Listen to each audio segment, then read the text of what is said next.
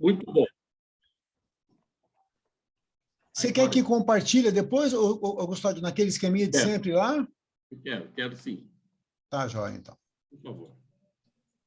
Então, o capítulo hoje é o capítulo 14 e nós vamos falar da história da Igreja do século IV ao século XVI. E a gente começa com uma reflexão, cujo título é Fé Cega e Dominação. Pediria a gentileza de um dos nossos colaboradores aí, leia para nós. Eu que cheguei atrasado, me ofereço humildemente. Tá, muito bem, Pedro. Prazer revê-lo. Prazer, Custódio. Boa noite, Carlos. Pedro. Boa noite, turma. Tudo bem? Boa noite, Maria. Boa noite, Pedro. Bom, vamos lá. Fé cega e dominação.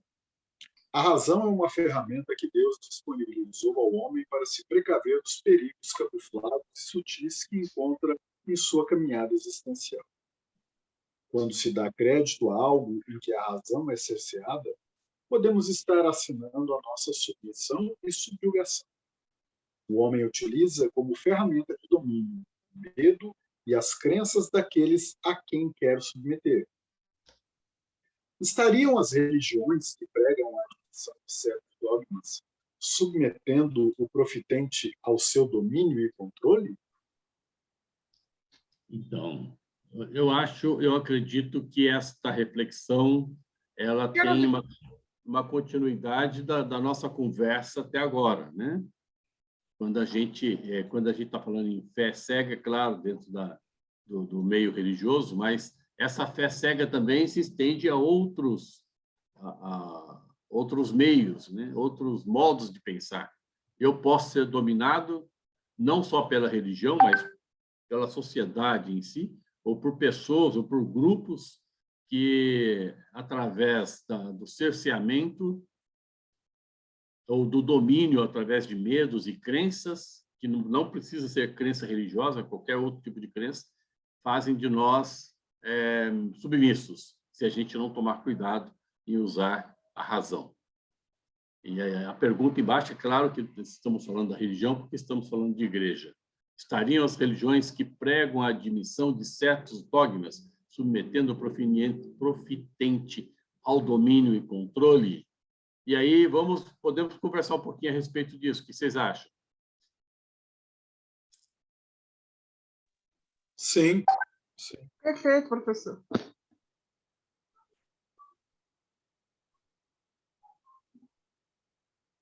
Está dizendo, vocês estão afirmando que dogmas fazem as pessoas ficarem submissas, é isso? Eu sempre pensei nisso. Então, vou provocar, mas não vamos continuar a conversa aqui, tá?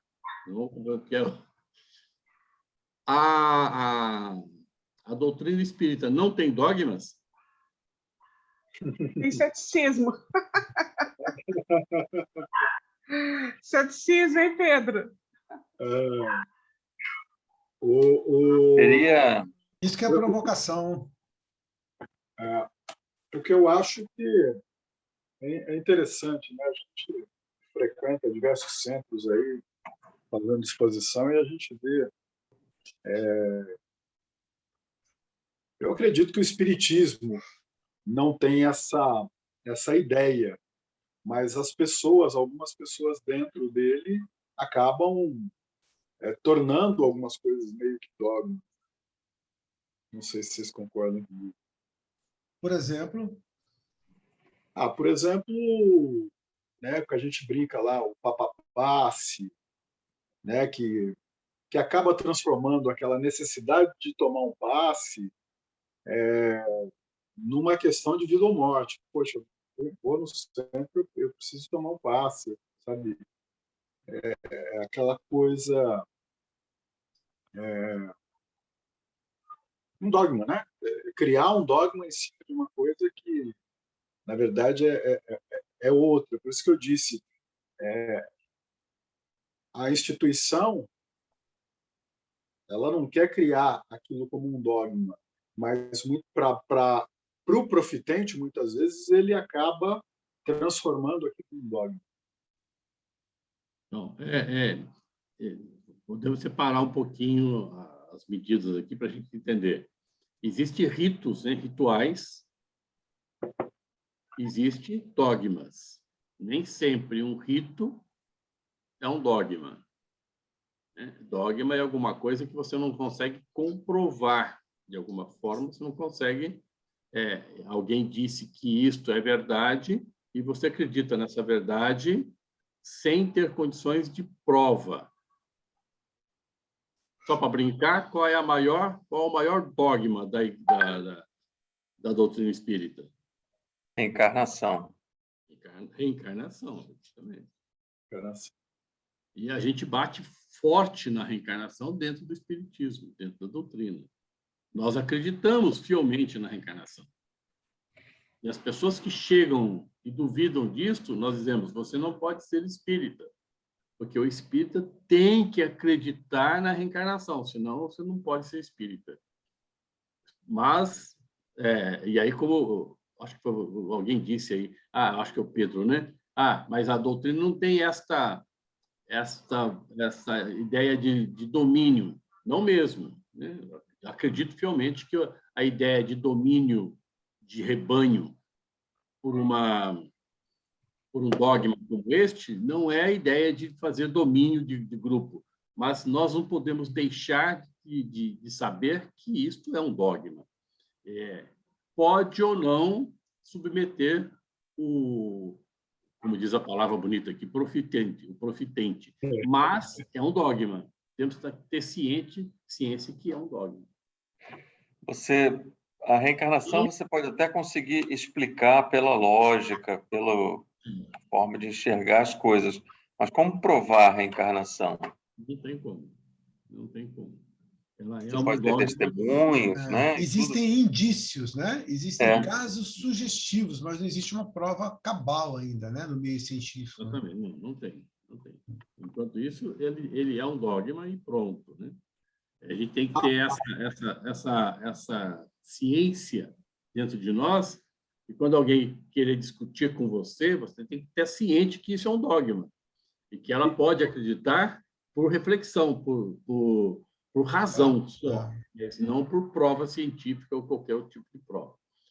É claro que se a gente for lá para o cristianismo, lá dentro do catolicismo, a gente vai ver outros dogmas muito mais cerceantes, né, do que uma reencarnação. Mas é assim, independente disso, nós temos que botar a cara para bater. Diga, Felipe.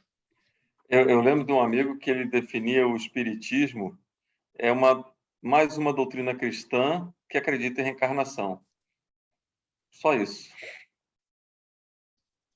Nós temos outras tem. informações mais interessantes.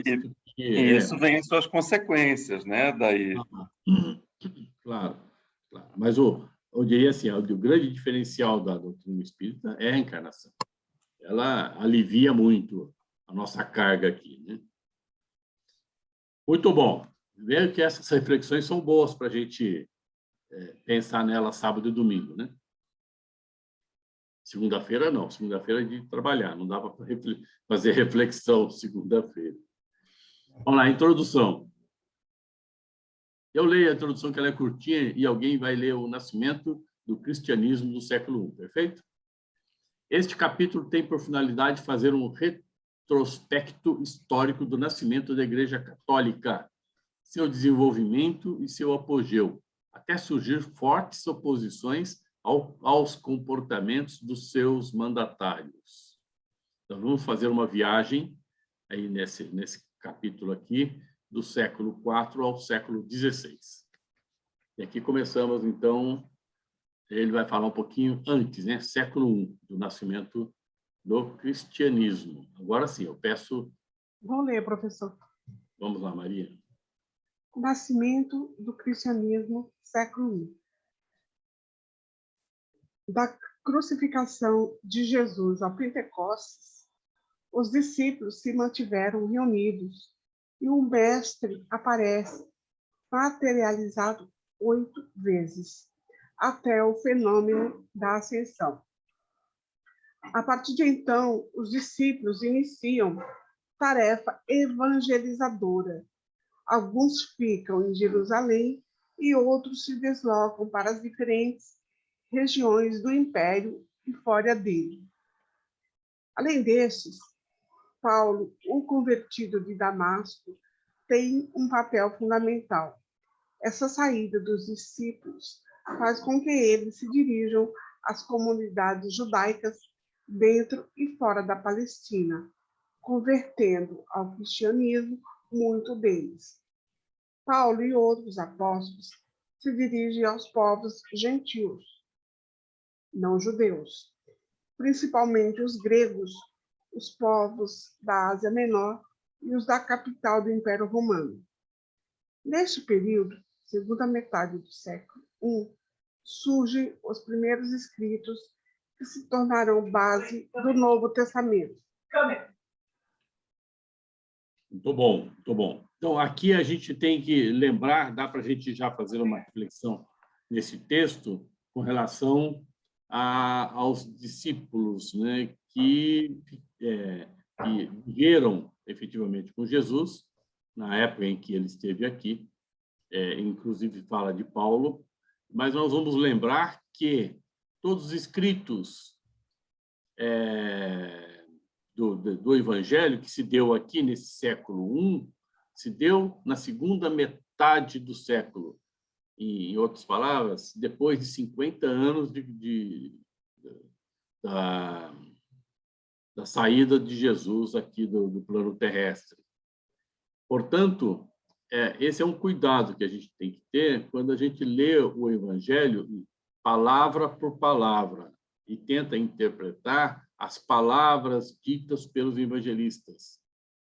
E a gente costuma esquecer da essência do que está dentro do Evangelho, e não as palavras ditas, fazendo interpretação palavra por palavra. A gente vai cair num erro, porque depois de 50 anos, com certeza, teve ruídos no meio do caminho.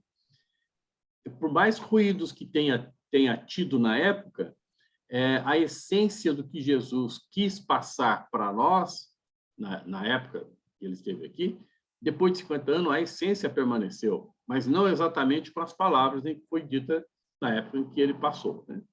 Então, esse é um cuidado que a gente tem que ter. A última parágrafo, nesse período da segunda metade do século I, surgem os primeiros escritos que tornarão a base do novo Evangelho. Aqui é uma reflexão de cuidado, use mais a razão do que o português, né? No sentido de leitura. A razão faz parte primordial na interpretação correta do Evangelho. E aqui o trabalho que os evangelistas fizeram para trabalhar os gentios, né, os não-judeus, e outros povos que não eram nem judeus e nem que não tinham a religião parecida com o cristianismo na época. Quando a gente fala não-gentios, a gente lembra dentro dos pagãos, né? O paganismo era forte na época, mas não era único, tinha outras religiões. Quando a gente fala dos gregos, dos povos da Ásia Menor, da capital do Império Romano, então foi um trabalho árduo. Então a gente deve a ascensão do cristianismo, essa base do cristianismo aqui nesse século I, e depois foi crescendo ao longo do tempo. Vamos dar uma subidinha aí, Carlos, por gentileza? Então, aqui a gente vai ver até 303, né, até o século II, algumas coisas mais ainda dentro do cristianismo primitivo. Vamos ler esse pedacinho? Quem pode ler? Eu leio, Marina. 14.3, Cristianismo primitivo até 313 d.C. As igrejas cristãs vão tomando vulto e as comunidades se ampliam, principalmente nas grandes metrópoles como Antioquia, Alexandria, Constantinopla, Jerusalém, Roma e Éfeso. A mensagem cristã atinge os cidadãos de todas as classes, fornecendo consolo aos mais sofridos e aos marginalizados da época, como os escravos e os pobres. Até o ano 300, muitos núcleos cristãos vão se estabelecendo nas cidades e vilarejos de todo o Império, desde a Inglaterra até o Egito e Etiópia, e de Portugal até a Índia. O papel do presbítero, o mais velho, e do diácono ajudante é fundamental nesses núcleos. Esse período é rico em doutrinas. O conjunto das igrejas vai também montando suas próprias rotinas e pensamentos. Periodicamente ocorre reunião de bispos, bispos responsáveis pelas dioceses, grupo de paróquias. Uma das funções desses bispos é nomear ou destituir párocos das igrejas sob sua jurisdição. Novamente, a gente vai entender aqui, ainda a igreja, dentro do cristianismo, tem um papel fundamental em atender, principalmente, aquelas pessoas que são consideradas marginalizadas, né? E a gente, na história, a gente vai ver que essa época tinha uma escravidão real, né? Escravidão braçal. Hoje nós estamos num outro tipo de escravidão, mas a escravidão da época era uma escravidão braçal. Uma cidade conquistava a outra, e a cidade conquistada era escrava desta conquistadora, braçalmente. A gente vai ver a história dos hebreus, que a gente vê bem isso que acontece. E os pobres. O papel da igreja, um papel fundamental até esse ano 300. Vamos deixar bem forte esse ano 300 aqui, que a gente vai ver a progressão da igreja a partir daí, uma progressão muito mais política do que efetivamente o atendimento, o uso da doutrina, a doutrina cristã para atender a sociedade. A gente vai ver daqui a pouco que a doutrina cristã teve usos escusos, né, para atender políticas e políticos. E aqui a gente já vai começar a perceber que já existe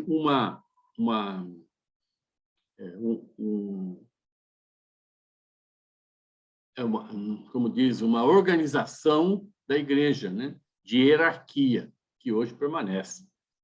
A hierarquia dentro da igreja.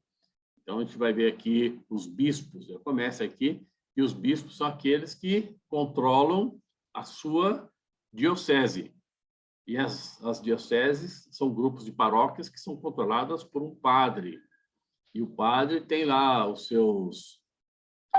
pessoas que trabalham junto com ele. Então, você vai ver que já tem uma hierarquia, né, dentro da igreja. E isso vai aumentar ao longo do tempo. Vamos lá para o próximo item. Então, aqui a gente já vai ver outro período, o cristianismo de Édipo, de Milão, de 313, ao primado romano 604. Veja que a gente dá um salto aqui de 300 anos. Estou dando ênfase porque agora a gente vai ver o que vai acontecer nesses próximos 300 anos. Alguém poderia nos ajudar a ler? Posso ler, professor? Por favor. O cristianismo do Édito de Milão ao primado romano. A conversão do imperador Constantino ao cristianismo faz que, em 313, a religião cristã seja reconhecida oficialmente pelo Império Romano, deixando, a partir dessa data, de serem perseguidos e martirizados. Em 324, Constantino funda Constantinopla, mudando a capital do Império Romano. Cria o Patriarcado de Constantinopla e, em 380, Teodósio I faz do cristianismo a religião oficial do Império. Nesse período, séculos IV a século VI, são elaborados os principais dogmas da Igreja através dos concílios de bispos.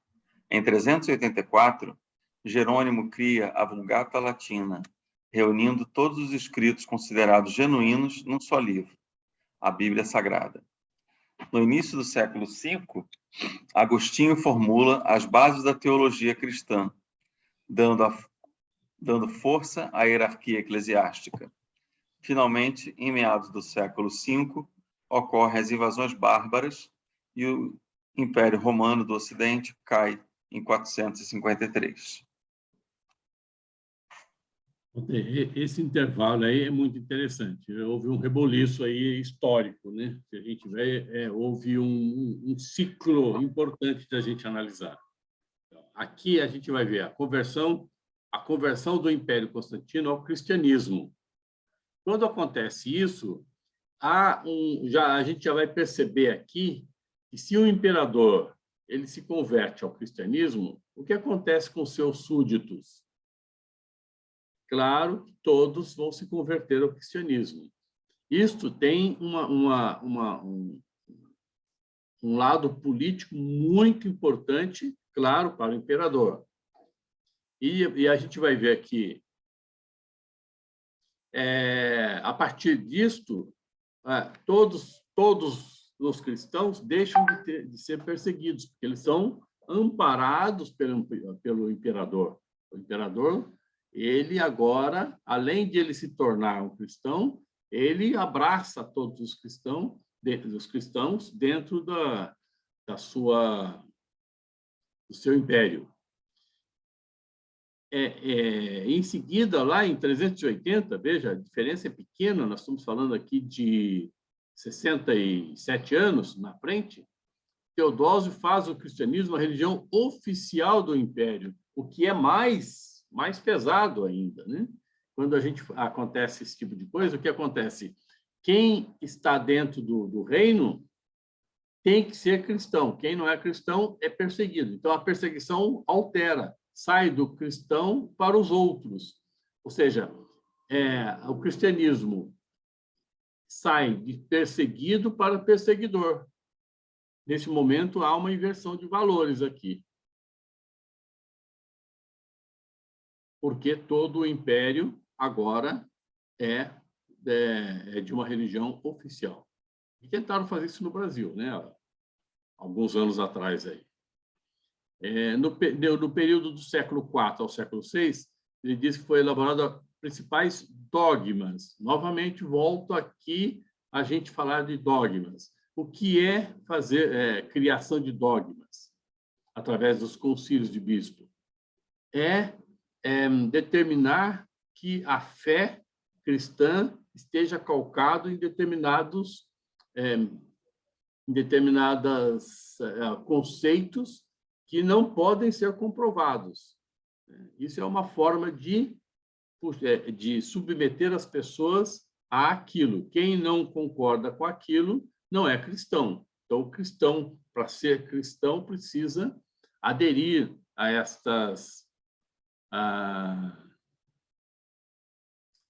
estes dogmas criados, né, nesses concílios em 384. Esse concílio foi um dos mais importantes, né, que é onde foi criado na Vulgata Latina a Bíblia Sagrada. Então, a Bíblia Sagrada ela só existiu a partir de 384, quando Jerônimo cria a Vulgata Latina. Custódio, então, pergunta. Nesse que foram colocados 4 evangelhos e também pegaram toda a Bíblia judaica também? Então, nesse todos os livros o Velho Testamento e o Novo Testamento estão contidos na Vulgata. Ok? Tá. Tanto o Novo como o Velho Testamento. Os dois... foi feita uma tradução. A Vulgata, na realidade, é uma tradução dos escritos, né? Lá do... Não lembro o nome da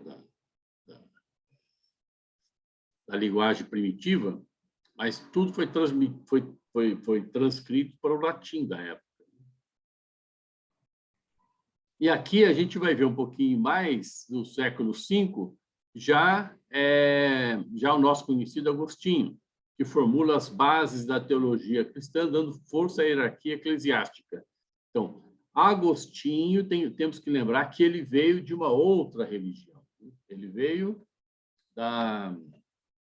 do maniqueísmo. Lembra? Agostinho ele era um maniqueísta. E ele veio de lá e adotou o cristianismo como uma doutrina sua e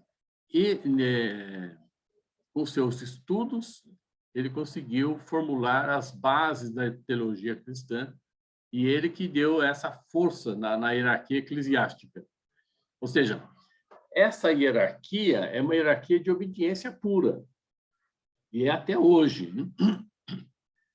Então, todos, inclusive, a hierarquia da Igreja Católica é estudo, inclusive, de grandes empresas, pelo modo operantes que ele tem da hierarquia e da obediência hierárquica que eles contêm dentro do trabalho que se faz. Ele é muito bem feito. É um trabalho excelente de hierarquia na Igreja Católica. E, finalmente, lá em meados do século V, ocorrem as invasões bárbaras. E aqui é interessante a gente lembrar que o Império Romano do Ocidente cai em 453. O que significa cair o Império Romano para o cristianismo, principalmente?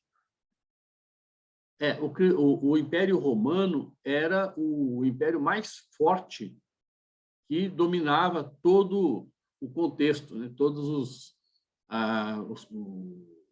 as terras e todos os povos daquela época. Quando o Império Romano cai, há um transtorno, há uma desorganização, que o Império Romano agora não tem mais o poder, ele sai do ciclo do poder para um outro ciclo, ou seja, este século, em 453, neste século entre 400 e 500, houve uma mudança de ciclo, né, no mundo, na sociedade, de forma que agora o povo, a população daquela época vão viver uma outra fase, um outro ciclo de vida, sem o domínio romano, que era muito cruel. A gente sabe da história, os romanos eram cruéis demais. Baixa um pouquinho para nós, por favor. E aqui a gente vai ver, então, que começa uma outra história da Igreja Católica, né? A Igreja Romana de 604 ao grande cisma de 1054.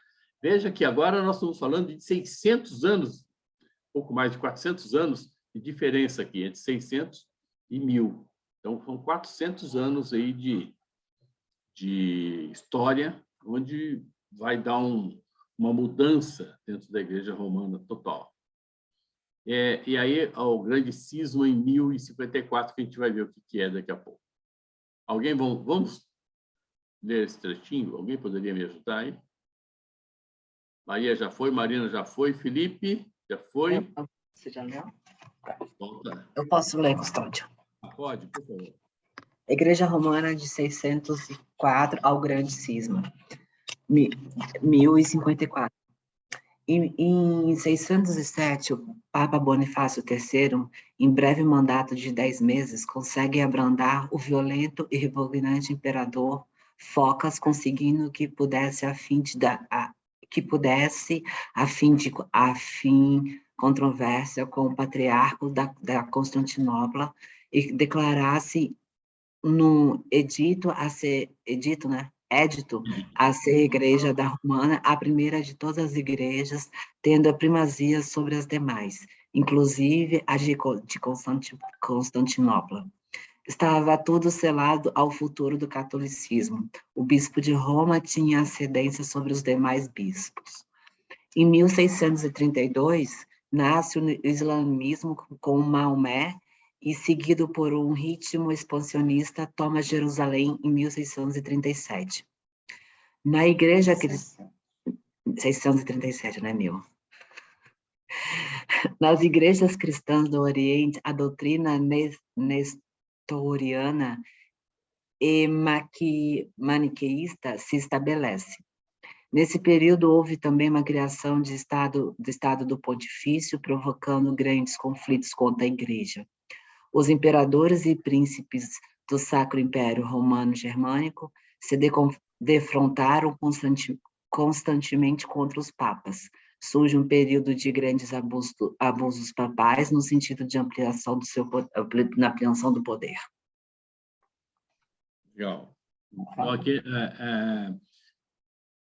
o Papa Bonifácio III, em breve mandato de 10 meses, conseguiu abrandar violento e repugnante o imperador Fox, conseguindo... Aqui, e quando ele fala do patriarcado de Constantinopla, nós temos que lembrar que quando o cristianismo se expandiu em vários locais daquela terra conhecida na época, cada região entendeu o cristianismo à sua maneira e foi colocando coisas dentro do cristianismo, dentro daquela doutrina cristã. Então, a gente vai ver na história, embora não esteja escrito aqui, Constantinopla tinha uma doutrina cristã diferenciada de todas as outras doutrinas espalhadas pelas terras conhecidas ali da época. E que tendia ele a ser um adversário da doutrina, do cristianismo, que estava baseado em Roma, efetivamente. E Constantinopla queria, digamos assim, ter o poder para ele. Então, Bonifácio conseguiu mudar esta história, né? Ele trouxe Constantinopla para Roma e disse: a ascendência é de Roma e não de Constantinopla. Então, quem comanda a doutrina católica é Roma, a partir dos bispos de Roma. Isso muda todo um conceito doutrinário na época. E que agora Constantinopla tinha que se submeter à doutrina dos bispos de Roma, e não à doutrina dos bispos de Constantinopla, ou de outra região qualquer. Então, a gente vai ver aqui que esta informação foi importante para a Igreja Católica, até por uma questão de organização. Senão teríamos, hoje, a Igreja Católica muito mais diversificada em termos de doutrina, ou seja, a cristã com um monte de diversificações no seu entorno. Hoje tem 2 ou 3 diversificações, mas não são doutrinárias, né? São modos de agir dentro do próprio catolicismo. Mas nessa época não, era muito controverso, muito tinha algumas, eu até trouxe aqui, depois a gente pode ler, algumas considerações dentro da doutrina que era oposição à doutrina ditada por Roma, pelos bispos de Roma. E esse camarada aí, o Papa Bonifácio, deu um basta. Então, ele foi importante na história. Aqui, em 632, nasce o islamismo. Então, a gente percebe aqui que o Islã nasceu 600 e poucos anos depois do cristianismo ter iniciado. E aqui seguido de um ritmo expansionista, toma Jerusalém em 637. Percebe? Ele vai lá no coração de onde nasceu o cristianismo e toma lá Jerusalém. Nas igrejas cristãs do Oriente, a doutrina nestoriana e a maniquista se estabelece. Esse nestoriana aqui, se você for na história, você vai ver que foi essa doutrina criada por um tal de Nestor, né? Por isso se chama nestoriana, e ela tem um fundo cristão, mas ela tem conceitos diferentes em alguns pontos dentro do cristianismo. Então, o tal do Nestor aqui, ele era um adversário da igreja. Só para ver o que ele fazia, ele tinha propostas bem diferentes e criava aqui oposição direta ao cristianismo, embora o conceito básico do nestoriano é cristão. E o maniqueísta, aí a gente já conhece, né? O maniqueísmo é a doutrina do bem e do mal, né? E o bem e o mal, e os dois batem um com o outro. E o maniqueísta diz assim: o bem é a alma e o mal é a matéria. E esses dois entes brigam entre si. Aquele que, diria assim, está em melhor condição é o que ganha. Então, se a matéria estiver mais exacerbada, diria assim, ela ganha. Então, o mal ganha. Ou se a alma estiver mais elevada, o bem ganha. Então, é a briga do bem e do mal, e ele põe em contraponto aí o bem, alma, e o mal, matéria. E ainda ele diz, né, que o bem e o mal, sendo o mal o diabo e o bem Deus. Ele põe também em oposição. Ou seja, se a gente ver a essência do maniqueísmo, a gente vai ver que tem dois deuses, né? O Deus do mal e o Deus do bem. E até hoje ainda existe um pouco desse pensamento, né? Sim. Se a gente for parar para pensar. O Custódio, só lembrando o pessoal que na última aula a gente viu o Nestório, né? A gente estudou um pouquinho ele. Legal. Isso, e aí fala que, só para a gente lembrar, dentro daquilo que você falou mesmo, que em Jesus existem duas pessoas, uma divina e uma humana. Então, Isso. Maria é mãe de Jesus humano, mas não é mãe de Jesus, o Cristo. Tá? Então, existiam dois dentro dele, só para a gente lembrar um pouquinho da aula passada. E tem, inclusive, um nome nisso aí, né? Tem um nome. Teótoco. Isso eu aprendi lendo aqui. Teótoco. E tem o Cristótoco. O Teótoco é quando Maria portou Deus. E o Cristótoco é quando Maria portou Cristo. É bem diferente. Então, se Maria portou no sentido de carregar, né? Portou Cristo, Cristo é um ser como nós. Mas se ele portou Deus, Cristo é Deus. E até hoje, a doutrina católica, não a cristã, mas a doutrina católica, ela é teótoco, no sentido de Maria portou Deus, porque Jesus é Deus. Quando a gente fala em Cristótoco e que Maria portou Jesus, Jesus simplesmente é filho de Deus e não Deus. A diferença é bem diferente uma coisa e outra. Então, essa é a grande briga. Veja que dentro do cristianismo, eles estão falando de Cristo, mas estão falando de diferentes conceitos. Bom, vamos lá. O período... Bom, aqui começa, então, o Estado pontifício, né, provocando grandes conflitos contra a Igreja. Aqui começa uma briga política, né, que os imperadores e príncipes do Sacro Império Romano-Germânico se defrontavam constantemente contra os papas. Claro, é briga de poder, né? Briga de poder. O Papa tem um poder muito forte ainda hoje, até político, né? Politicamente, o Papa dá pitacos na política no mundo inteiro. Ele tem um poder muito forte dentro da própria Igreja Católica, e é claro que brigar com o Papa não é muito fácil nesse momento, né? Sabendo que a quantidade de cristãos que tem no mundo inteiro, católicos no mundo inteiro, não é muito fácil de ser oposição ao Papa. Então, o Papa faz parte de uma política mundial.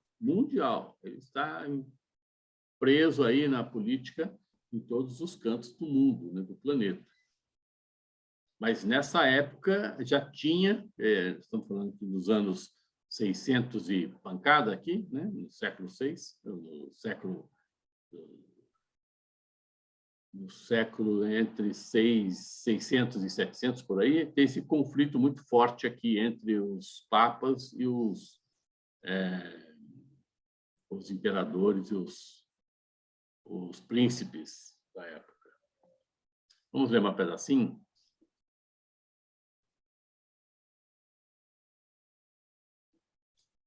Aqui é do Grande Cisma Reforma, início do século XVI. Quem pode ler? Aqui a gente vai falar... Pois não? Eu posso. Pode, então, por favor. do grande cisma reforma, início do século XVI. Em 1054, se dá a primeira grande divisão cristã, onde os mandatários do Oriente e do Ocidente rompem devido às diferenças doutrinárias. Os pontos de conflitos com os cristãos orientais, chamados ortodoxos, são os seguintes: 1.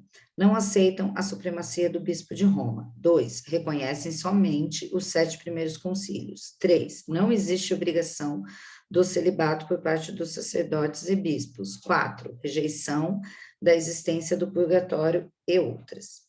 No início do século XIII, surge Francisco de Assis no cenário, bem como Tomás de Aquino, que vem trazer novas teses teológicas. Após um período de total desregramento e abusos da Igreja Católica, surge a reforma com Lutero e outros líderes. A síntese do pensamento da reforma é: 1. Princípio da vida humilde diante de Deus, salvação pela graça. 2. Princípio da vida profunda, salvação pela fé. 3. Princípio da autoridade. A Bíblia é um documento histórico e a palavra de Deus. 4. Princípio da liberdade, o testemunho interior do Espírito Santo. Em 1453, Constantinopla cai em mãos dos turcos otomanos, deixando de vez a última resistência à primazia da Igreja de Roma. Continua? Encerrou. Aqui a gente vai já lá para o século, os anos de 1054, que tem a primeira cisão, primeira divisão cristã, né, dos mandatários aí, entre Ocidente e Oriente.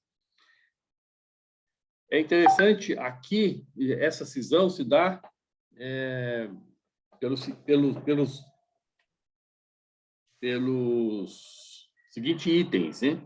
Não aceita a supremacia do bispo de Roma, ou seja, embora lá aquele camarada lá, o bispo, o Papa Bonifácio, tenha adotado como supremacia os bispos de Roma, só foi uma lei, mas é uma lei que ninguém quis obedecer. Então, não aceitam a supremacia do bispo de Roma. Reconhece somente os 7 primeiros concílios. Provavelmente os primeiros 7 concílios foram mais lógicos, outros não foram aceitos. Não existe obrigação de celibato por parte dos sacerdotes e bispos. O celibato persiste até hoje, e na época já tinha essa briga de não aceitação. A rejeição da existência do purgatório e outras. Esse outras, a gente sabe quais são, né? Todas. Mas a criação, que é mais uma criação católica, do céu, inferno, purgatório, e tem mais alguns níveis agora que criaram, vai criando lugares, né, para amenizar a dor, né?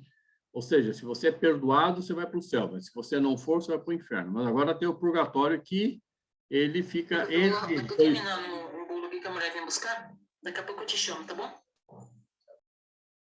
Entre os 2 níveis, né? O nível do inferno e do céu. Isso dá um alívio muito bom para o católico. Ele pode purgar no purgatório. Eu só não entendi até hoje, que ninguém me explicou, que depois de purgado, para onde ele vai? E por quanto tempo ele fica purgando lá? Mas isso é uma questão de doutrina católica. Aqui a gente vai ver outros 2 personagens importantes da Igreja Católica, Francisco de Assis e Tomás de Aquino. Tomás de Aquino foi muito mais importante para a Igreja Católica em termos de filosofia, né? Adotado pela doutrina católica, basicamente, Tomás de Aquino, ele não só a base, mas ele adotou toda a filosofia, a doutrina católica adotou toda a filosofia de Tomás de Aquino.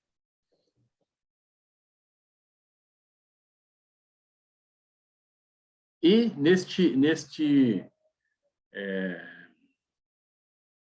por esses abusos da Igreja Católica, nós vamos ver aqui a reforma de Lutero, que vai se dar lá em 1500 e pouquinho.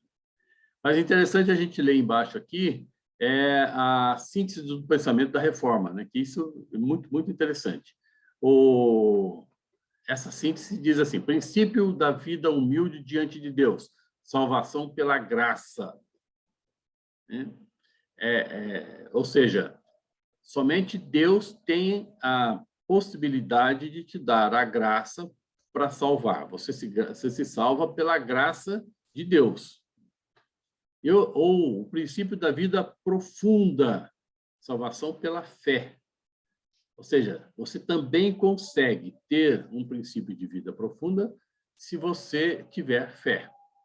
O princípio da autoridade. A Bíblia é um documento histórico e palavra de Deus. Eu gosto de ouvir isso, né? É histórico e palavra de Deus. Temos que aqui tomar outro cuidado, né? Embora seja a palavra de Deus, mas escrito pelos homens. Princípio da liberdade, testemunho interior do Espírito Santo. Quando a gente fala em liberdade, essa liberdade está no interior pelo Espírito Santo, segundo o conceito da doutrina católica. Lá em 1453, historicamente, Constantinopla fica nas mãos dos turcos. Aqui tem um fato importante aqui. Como Constantinopla era muito forte em termos de imperialismo e na religião também, veja que Constantinopla era uma oposição ao cristianismo lá atrás. Aqui ela cai na mão dos turcos. É claro que a resistência de Constantinopla diminuiu muito quando cai na mão dos turcos. Aí, aí ele diz assim: a última resistência é a primazia da Igreja de Roma. Aqui há a queda de Constantinopla. Quando ele fala aqui dos turcos otomanos, não sei se vocês já viram, tem um filme dos otomanos na Netflix, muito interessante. Eu comecei a assistir, mas é uma série que fala exatamente dessa história de Constantinopla pelos turcos e otomanos. Historicamente, quem gosta de história, é um filme interessante. E agora nós vamos lá para o 14.7, falar dos concílios.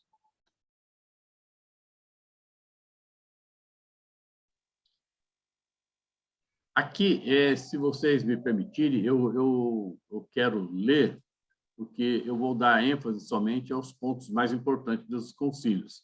Senão a gente vai ficar aqui a noite inteira falando desses danados, desses concílios aqui. Como é longo, a gente vai dar ênfase somente naquilo que tem pontos para discutir. Ok? Então, concílio é uma assembleia de bispos, mandatários de uma diocese, várias paróquias, ou seja, uma diocese são várias paróquias, assessoradas geralmente por teólogos que decidem questões de doutrina e de disciplina escolástica. Os concílios são divididos em concílio ecumênico, concílio nacional, concílio prevencial. Por um longo período se alternam quem era o poder maior, se os concílios ou o Papa. Claro, né? O Papa era uma pessoa e o concílio era um grupo. Aí a briga era quem mandava mais, já que esses eram considerados representantes do Deus na Terra. Então, o Papa era considerado Deus na Terra, mas o concílio era um grupo de pessoas, um grupo de bispos muito maior. Teoricamente, eles tinham um poder maior, mas o Papa era o chefão de todos. Adivinha quem ganhou? No período do Império Romano, os concílios eram convocados pelos imperadores e tomavam parte ativa, nomeando bispos dirigentes de trabalho, assessorados por comissários imperiais. Olha o lado político da coisa. Então, eram os imperadores romanos que faziam as convocações para os concílios. A partir de 1050, os concílios são convocados e presididos pelos papas. E aí, embora presidido pelos papas, a influência ainda do Império era muito forte. A Igreja Oriental Ortodoxa só atribui caráter ecumênico aos 7 primeiros concílios dos realizados. A gente vai ver quais são os primeiros 7 daqui a pouco. A seguir são citados os concílios já realizados pela Igreja Católica. Aqui que a gente vai ler alguns e outros não. Tá? É muito concílio para a nossa cabeça aqui. Então, lá, tem o Nicéia em 325, tem o Constantinopla. Esse foi importante, né? Constantinopla. Aqui, assim, em 325, condenou o arianismo, igualdade da natureza do pai com o filho. E o de Constantinopla, 381, divindade do Espírito Santo. Em 431, condenou o nestorianismo, maternidade divina de Maria como mãe de Deus. Aquilo que nós tínhamos falado agora há pouco aqui. O Calcedônia, em 451, condenou o monofisismo e afirma as duas naturezas de uma única pessoa de Cristo.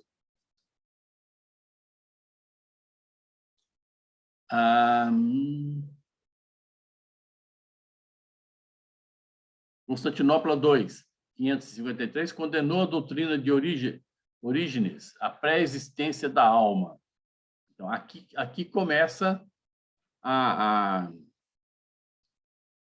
doutrina católica eliminando a pré-existência da alma. Ou seja, aqui o reencarnacionismo se apaga. Em 1553, até então, a doutrina católica vinha da doutrina judaica, que tinha como tese a pré-existência da alma. Aqui, ele condena. Então, a partir desse concílio de Constantinopla II, em 553, é eliminado a pré-existência da alma.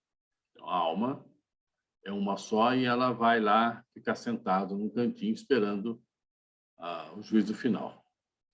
A Constantinopla III, 680, condenou o monoteísmo e afirma as duas vontades de Cristo, a vontade humana e a vontade divina. Ok?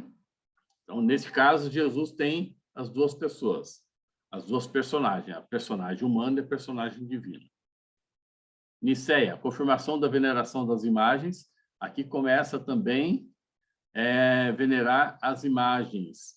E aqui tem uma cópia muito forte das imagens do paganismo. Né? O paganismo tem uma influência muito forte dentro da doutrina católica da época, até para a adesão dos paganistas, do paganismo dentro da doutrina católica. E aqui em Nicéia é uma confirmação de veneração de imagens. Constantinopla IV, a extinção do cisma do patriarca Fócio, no Latrão, em 1125, confirmação da concordata de Worms, direito de nomear sacerdotes, o imperador ou o papa. Aqui também, veja que a briga que lá atrás era o concílio que era comandado pelo papa, mas aqui já tem um outro concílio dizendo quem tinha o direito de nomear sacerdotes, o imperador ou o papa. Lá, em 1139, o cisma de Anacleto, 1179, fixação da necessidade de 2/3 dos votos para a eleição do Papa. Aqui determina também a hierarquia e o poder dos bispos na decisão de quem era o Papa. Então, em 1215, em Latrão IV, a confissão de fé contra os cátaros, a transubstanciação na Eucaristia. Aqui, essa transubstanciação na Eucaristia é a transformação da substância, de uma substância em outra na Eucaristia, ou seja, a hóstia, quando passado por aquele rito, né, que passa até hoje, segundo consta, passa de uma substância a outra, ou seja, ela passa de uma matéria para uma, vamos chamar de matéria divina, mas alguma coisa com parte do corpo de Cristo. Okay? Então, é outra matéria. Isto aqui. É isso que esse concílio quis estabelecer. Estabelecimento da confissão auricular e das comunhões anuais. Aqui, confissão auricular, parece que a doutrina católica acabou com isso, né? Mas até há pouco tempo, você tinha que ir lá no ouvido do padre e falar dos seus pecados. Hoje não precisa mais. Você pode só pensar que parece que eles descobriram que Deus não tem ouvidos. Ele pode ler o nosso pensamento. Portanto, você não precisa gritar em viva voz. Aqui, em 1245, a deposição do imperador Frederico II. 1274, procedimentos referentes a conclaves, união dos gregos, as cruzadas. Aqui, ó, a gente vai ver as cruzadas aqui, ó. Em 1274, já começam as cruzadas a aparecerem. Em 1311, a supressão da Ordem dos Templários. A gente vê bastante nos filmes, na história dos templários, o quanto importante foi os templários na época, né? Então, foi a supressão da Ordem dos Templários, que era uma ordem que, em alguns momentos, batia de frente com a doutrina católica. A campanha de pobreza dos franciscanos, lembrando que o Papa de hoje é um franciscano, tá? Então, ele tem dentro dele a ordem de pobreza, né? Acabar com o cisma papal com o Papa de Avignon.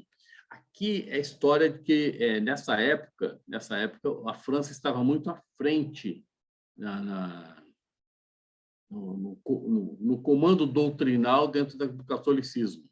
E eles resolveram mudar a residência do Papa de Roma para Avignon. Avignon fica no sul da França. E aqui, nesse momento, ele acaba com esse cisma papal e quer trazer de volta a residência do Papa para Roma. Em 1431 e 1445, tratou da união das igrejas orientais, mantendo o Papa em Roma.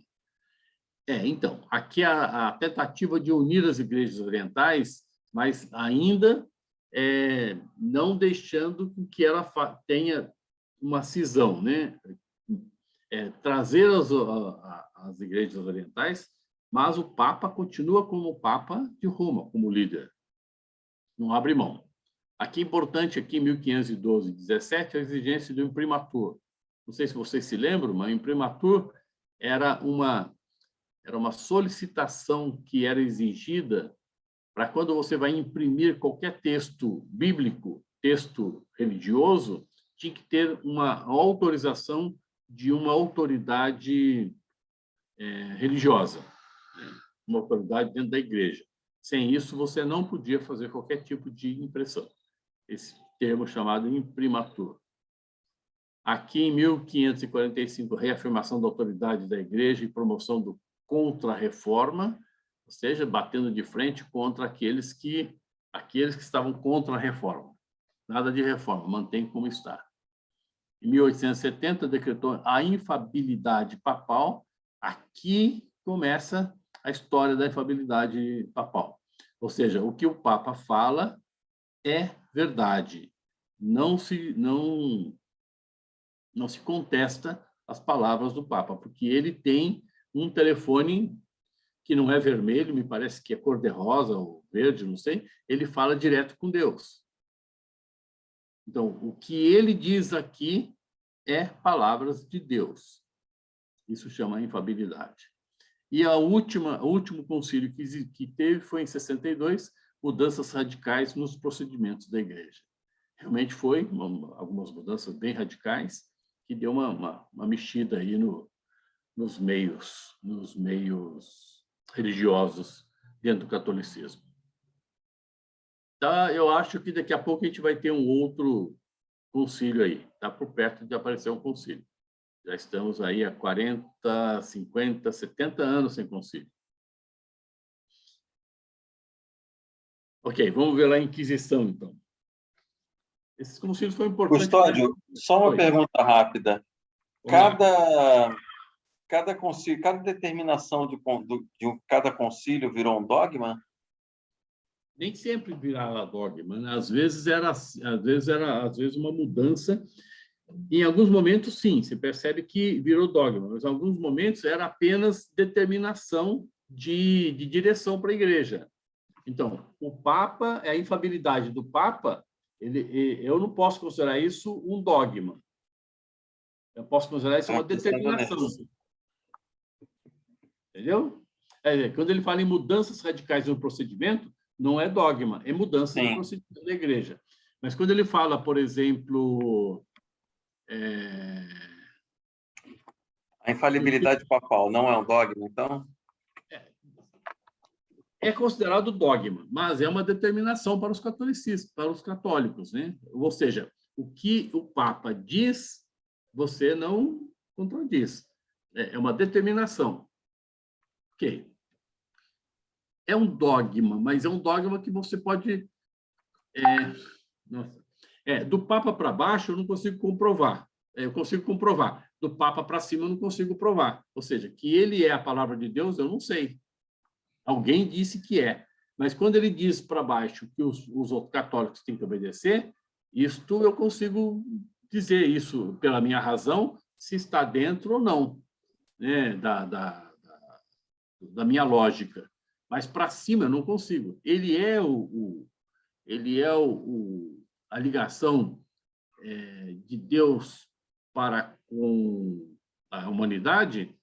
Se Deus não é justo, né? Porque ele só fala com uma parcela da humanidade na Terra. Sim, mas esse é o Custódio pensando, que pensa como eu, mas para o católico. Para o católico é um dogma. É um dogma. Sim. Tá. Para o católico isso não deixa de ser dogma. Mas se eu fosse fazer uma análise disto, é mais uma determinação do que um dogma. Sim, como todos os outros. É que o Papa, quando ele fala, não quando ele... A gente já falou sobre isso aqui. Quando ele fala, imbuído da autoridade de Papa, ele acaba aqui, ó, ele está ungido pelo Espírito Santo. Se ele está ungido pelo Espírito Santo, é Deus que fala por ele, então ele não falha. Entendeu? É até aquela brincadeirinha que a gente fala, não é assim, eu pergunto para o Papa, tem Guaraná na geladeira? Ele fala, eu acho que não. Isso não cai nesse caso, tá? Não. Porque aí quando ele está dentro lá do... Sabe, e agora sim vamos falar algo, então ele vai parar, vai tentar incorporar o Espírito Santo. Então, incorporar na nossa linguagem aqui, né? E aí, então, o que ele vai fazer? Agora sim, agora é Deus que fala por mim. Então, por isso que ele não falha. Por isso que um concílio não... Carlos. Por isso que... Oi. E quando o Papa está dentro do avião dando entrevista para repórter e fala que os gays merecem o perdão da igreja. Então. Ele está ungido ou não? Ali não. Ali ele não está falando... Ele está falando por ele, né? Eu acho que ele não está falando... Porque muita gente da igreja vai contra, né? É isso que você está dizendo, né? Uma boa parte da igreja vai contra aquilo. Então, ali ele não está falando nesse momento solene, entendeu? Ele está batendo papo. E uma coisa interessante é que, como todos esses concílios são feitos pela unção do Espírito Santo, desculpa, um não contradiz o outro. Um não contradiz o outro, Se eu pegar agora, aqui nesse concílio Vaticano, vamos supor que eu tivesse um concílio agora, e falasse assim, ó, eu vou reafirmar a pré-existência da alma. Não pode. Não pode. Se lá atrás determinou que não tem, esquece o assunto. Não existe. Entendeu? Agora eu vou tirar a infalibilidade do Papa. Não pode. Ele é infalível. Deixa eu voltar aqui, peraí. Pronto.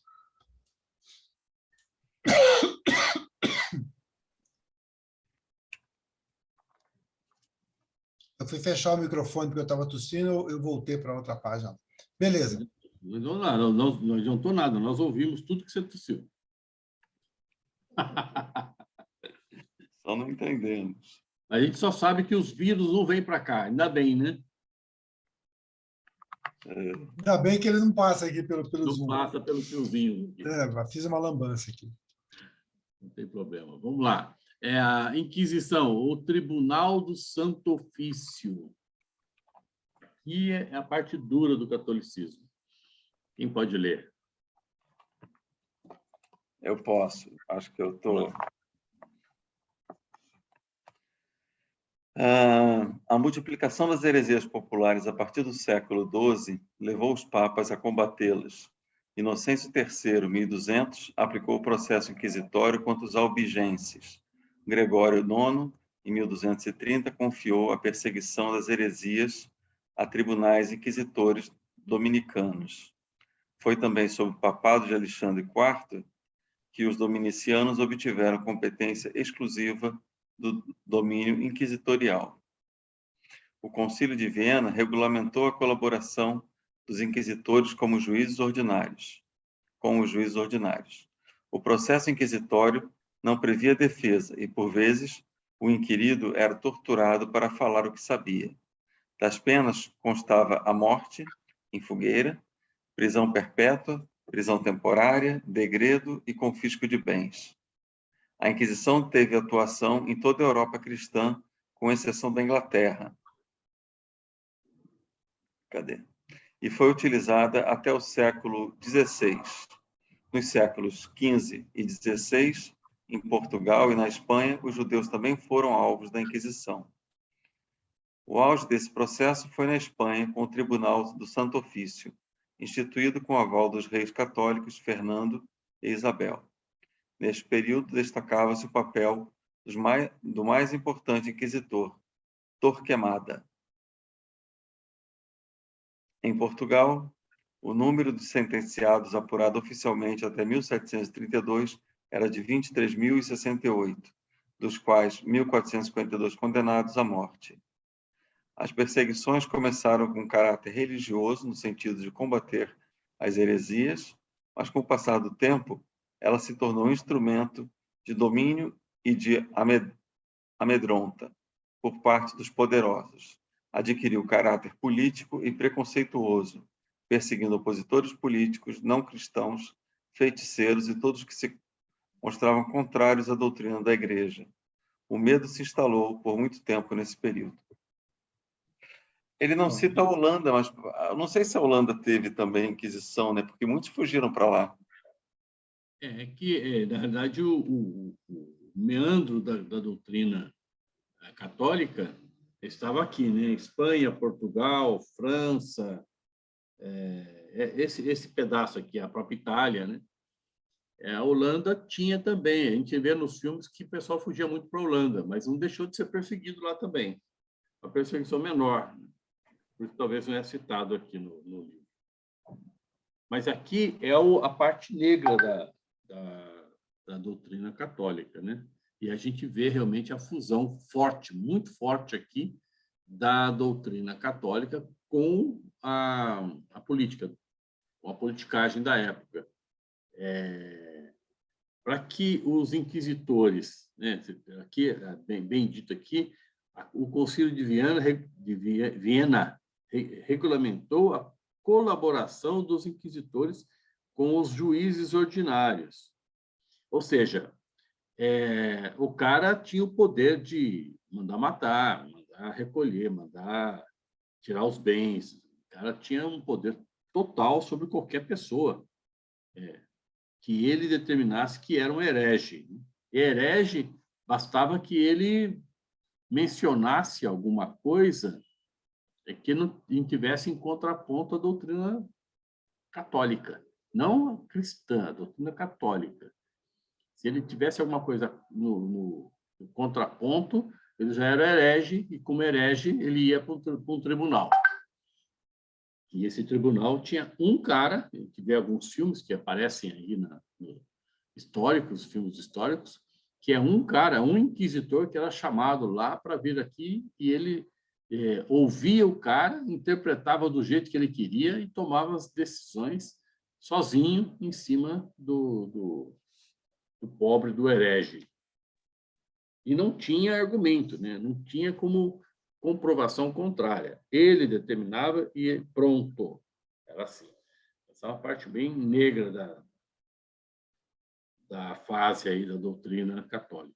Por isso, o grande perigo, né, Custódio, de se misturar aí política com religião, né? O Estado teocrático, né? Um perigo muito grande, que uma vez que eu discordo de algumas verdades aí para a sua religião, eu acabo podendo ter punições muito sérias, né? Então, a gente vê isso hoje nos países onde a islamismo, religião, o islamismo toma conta ou seja, o cara é julgado pelo Islã, né? Pela doutrina islâmica, e não pelo que ele faz. Então, é Deus que determina para ele, a partir do islamismo, qual é a pena que ele tem que ter. E isso é ditado pelo chamado inquisitor. Ele não é chamado de inquisitor, mas é como se fosse um inquisitor, porque ele toma a decisão sozinho, pela religião.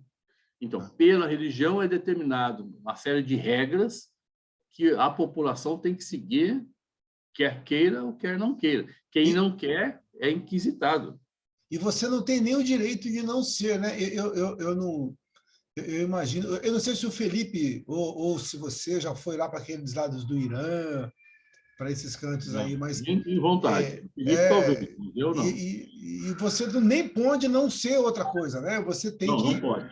Não pode. Então, isso é algo que você vê que a gente pensa que é algo que foi restrito à Idade Média, mas que ainda, até o início da Idade Moderna, né? Mas que ainda hoje a gente vê muito forte em alguns países aí de outra cultura, né?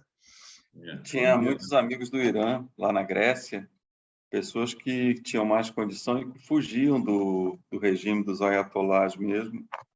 E o Irã tem uma classe média assim, com muita cultura e independência de pensamento, só que eles são subjugados pelo governo dos ayatolás, né? E a família toda, tinha uma família que eu conhecia bem, eles falaram que quando eles tinham que sair de lá, as mulheres arrancavam aquele véu, aquela burca com raiva, assim que o avião decolava. Eles não falam que são árabes, eles falam que são persas, né? Eles têm uma cultura diferente que não é muçulmana. A religião é parsi, é mais zoroastrismo.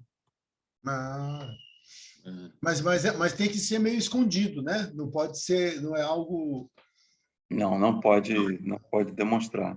E outra coisa, estava falando sobre Inquisição, estava pensando, teve poucos anos atrás, antes da pandemia, lincharam uma mulher em São Vicente, ali perto de Santos, né? Dizendo que ela praticava bruxaria, tinha sequestrado criança para fazer ritual, mataram essa mulher, linchada, e depois descobriram que a criança não tinha sumido, acharam a criança em algum lugar e aquilo não tinha nada a ver com a história. É o problema do fanatismo religioso, né? Que aqui no Brasil também existe, né? Então, o caça às bruxas, chamado caça às bruxas. Bruxa é aquele que faz bruxaria, e a bruxaria, por conceito, é coisas do mal, né? Então, toda bruxa tem que ir para o caldeirão. O pessoal de Umbanda sofre muito preconceito ainda, né? Sim. Isso mesmo. Bom, vamos lá, o último trechinho aqui. Estamos chegando no finzinho da aula. Joana d'Arc, Giordano Bruno, enroscou a língua aqui, e Galileu Galilei. Quem pode ler? Eu posso, Custódio. Vamos lá, Pedro.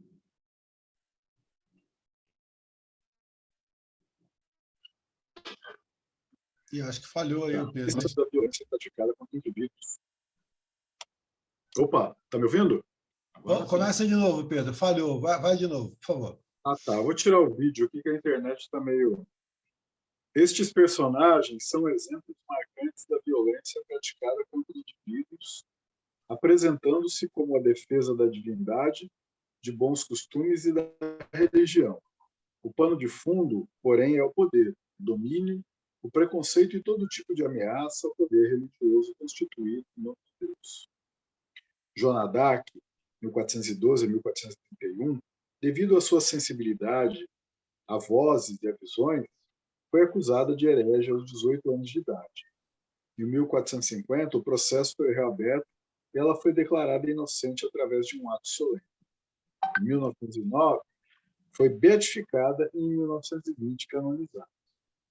Giordano Bruno, 1548 a 1600, foi um pensador e escritor italiano, padre dominicano que se tornou mais tarde antidogmático e cientista. Foi criador da teoria de outros mundos habitados, do infinito, negou o geocentrismo e a teoria aristotélica. Não acatou os dogmas da Santíssima Trindade e da deificação de Jesus. Acusado de heresia pelo Santo Ofício, foi mantido em cativeiro por 9 anos, vindo a ser condenado à morte na cativeiro em Roma em 1600. Galileu Galilei, siciliano, iniciador da física de várias leis científicas, se destacou no estudo da cinemática e da óptica, entre outras. Em 1611, teve que se retratar diante da Inquisição, negando o que declarara anteriormente, que a Terra girava ao redor do Sol e contrariava a doutrina pregada pela Igreja Católica. Foi imputado a pena de reclusão domiciliar e proibido de escrever livros. Dureza, hein? Dureza. Então, a gente vai ver aqui personagens importantes na nossa história foram lapidados, né? Joana d'Arc, com 18 anos, e já foi devidamente acusada de herege e morreu na fogueira, né? Agora, é mais engraçado que depois de 1450, ou seja, depois de quase 20 anos, reaberto o processo e descobriram que foi uma bobagem.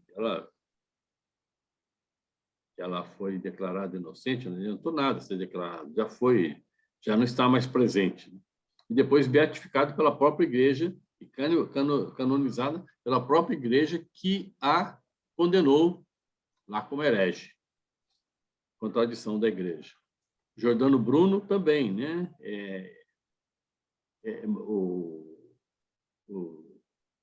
Ele era um padre, né? E não acatou aí algumas coisas que hoje a gente sabe que é verdade, né? Geocentrismo, os dogmas da Santíssima Trindade, deificação de Jesus, quer dizer, coisas que a gente consegue, pela razão, saber que ele tinha razão na época. Ele estava avançado na época. Mas ele estava um pouco além da época que ele vivia. 9 anos de cativeiro e condenado à morte numa fogueira no ano de 1600. Quer dizer, danado a vida, hein? E Galileu Galilei, embora se retratou, voltou atrás, correu, pediu perdão, mesmo assim, pena de reclusão domiciliar e proibido de escrever livros. Se fosse o dia de hoje, ele estava com a tornozeleira eletrônica, né? Mas naquela época não tinha. Então, é uma submissão danada das pessoas que eles não gostavam, né? Eu não podia ter ideias próprias. A ideia tinha que ser vinda deles, ou coerente com as ideias dele. Hoje, graças a Deus, vivemos num mundo onde nós temos liberdade, por enquanto, né? Liberdade de falar e pensar o que quiser, né? Cochicharam aqui que se o Alexandre de Moraes não pode ouvir a gente qualquer coisa, só, né? Mas ele é um inquisitor nosso. Nesse momento, ele é o nosso inquisitor. Tem que tomar cuidado com o que fala. Pensar ainda pode, que ele não consegue ler pensamento ainda. A gente pode pensar. Ok? Para encerrar, tem a conclusão, que, se vocês me permitem, eu leio. Eu leio só o que é curtinho, vocês perceberam, né? Conclusão: o cristianismo do Cristo era para ser uma doutrina comportamental que pregava a reforma interior dos homens, onde Jesus mostrava que o procedimento condizente com os seus ensinos levaria o indivíduo a um estado espiritual equilibrado, seguro de si, feliz, sereno e em harmonia com os seres e com as coisas. O homem transformou essa mensagem comportamental em todo tipo de exterioridade, ao qual acrescentou outros objetivos, principalmente de domínio, de poder, desvirtuando do ponto de partida. No decorrer dos séculos, cada vez mais a mensagem se afastava da original, para chegar em nossos dias pregando o que foi o que hoje prega. Por isso que quando a gente, dentro da doutrina espírita, a gente sempre diz do cristianismo primitivo, né? A gente não pode se basear em doutrinas que não seja aquela que vem do Evangelho de Jesus, aquela que está escrito e bem interpretada com a nossa razão. E a gente tem que deixar de lado todas essas outras doutrinas que foi inchadas com um monte de conceitos perversos, muitas vezes, e com um objetivo puro de dominação de massa. E a gente não pode deixar que isso aconteça também dentro da doutrina espírita. Somos um pouco mais conscientes, mas temos que lutar para que essa consciência se permaneça. Senão, a gente pode, em algum momento, ter grupos que podem tentar usar argumentos perniciosos para agrupar ou para submeter pessoas a um domínio. A gente não podemos permitir isso. A doutrina cristã, ela vem para amenizar as dores humanas, né? E fazer com que nós entendamos a vida e que possamos ter uma vida leve, suave e com crescimento espiritual. O único objetivo nosso é o nosso crescimento espiritual, sem estar submisso a qualquer tipo de conceitos. É isso. Se alguém tiver alguns pitacos, tem mais alguns minutinhos. Se não tiver, a gente finaliza. A Maria está com um monte de queijinho, pão de queijo ali, louca para terminar a aula. Louca para terminar a aula.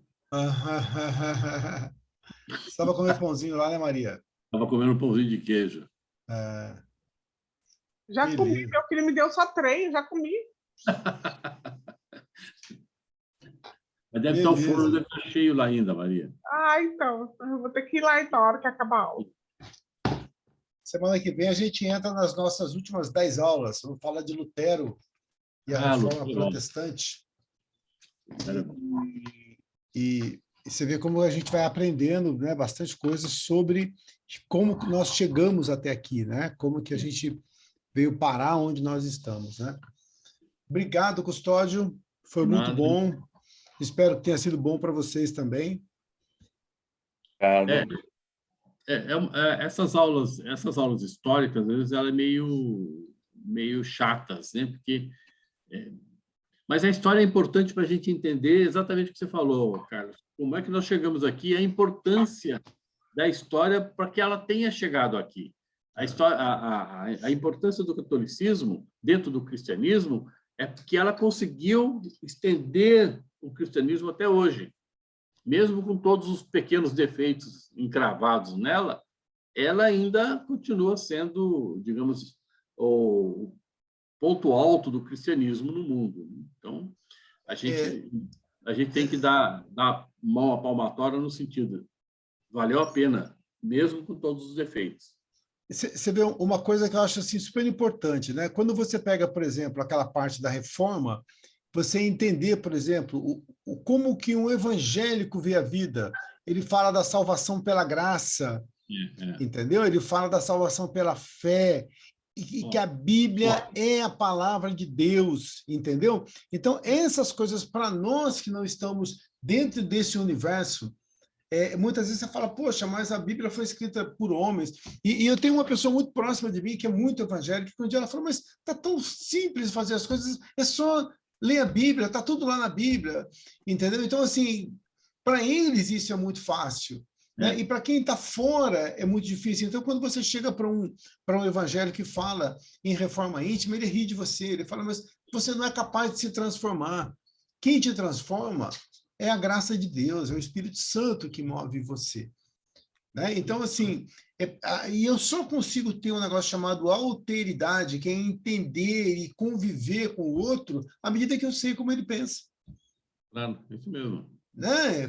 Como que isso tudo chegou até aqui? Como que pensa um? Como que pensa o outro? Ah, então eu não vou ficar batendo aqui, porque senão eu vou querer que... E eu já caí muito nisso, de você querer dizer para um evangélico sobre obras. Esquece, é fé. E porque você está batendo num dos pilares do pensamento.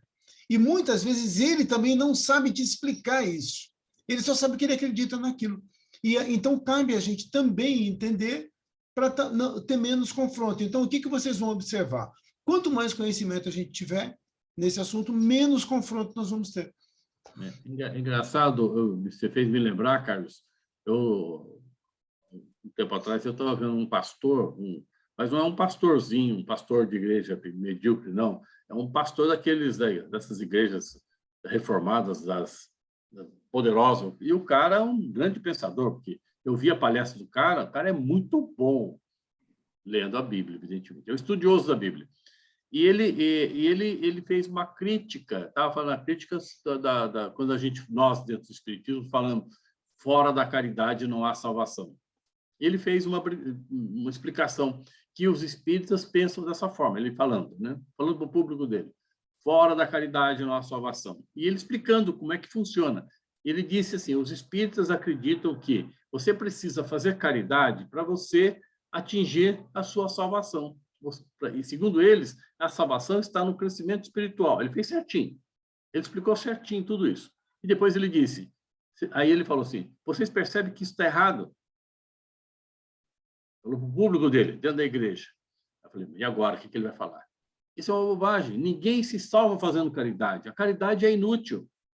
O que salva você é a fé. Só e somente a fé. Só ela te leva a Deus. Mais nada. Caridade é inútil. É isso, entendeu? Quer dizer, como é que você vai discutir com uma pessoa que pensa dessa forma? Não dá para você discutir.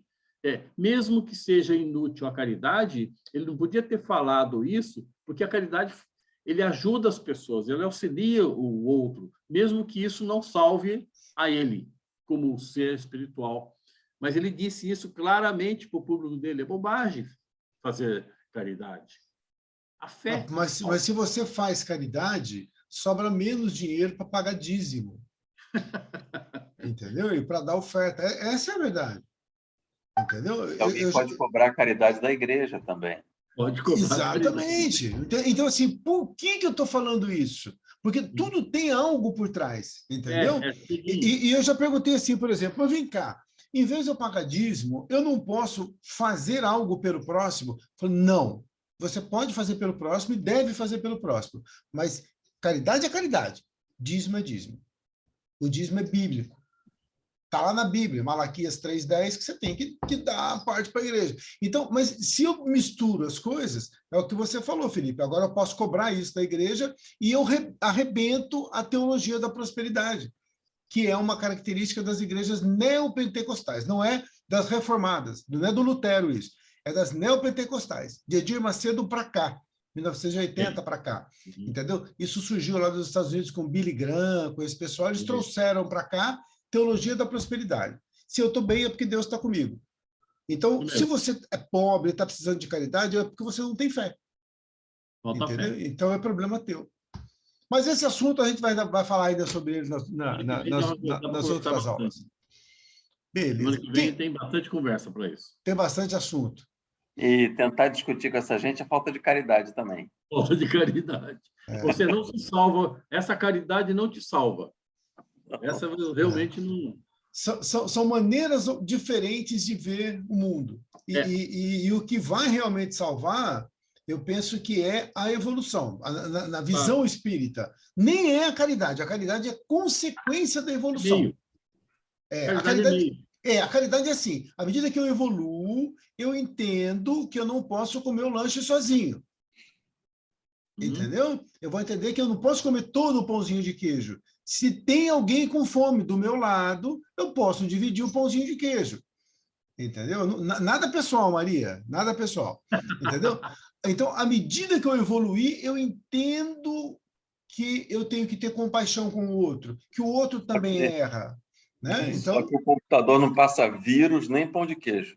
Então, Não, senão você estava todo mundo gripado e comendo pão de queijo. Engordando com pão de queijo. Engordando. Quem faz o encerramento para a gente? Marina. Vida, Marina está no meio. Marina, isso. Marina Morena. Está no meio da. Estou no meio de quem? No meio de quem? Eu estou falando, ó, tá faltando o nosso café filosófico no parque, hein, gente? Aí Maria leva o pão de queijo. Quem tiver com vírus não vai. E você já está no parque aí. A Maria ela já está esperando a gente no parque. Então, faz tempo, gente. Nós vamos marcar. Antes de acabar o curso, nós vamos marcar.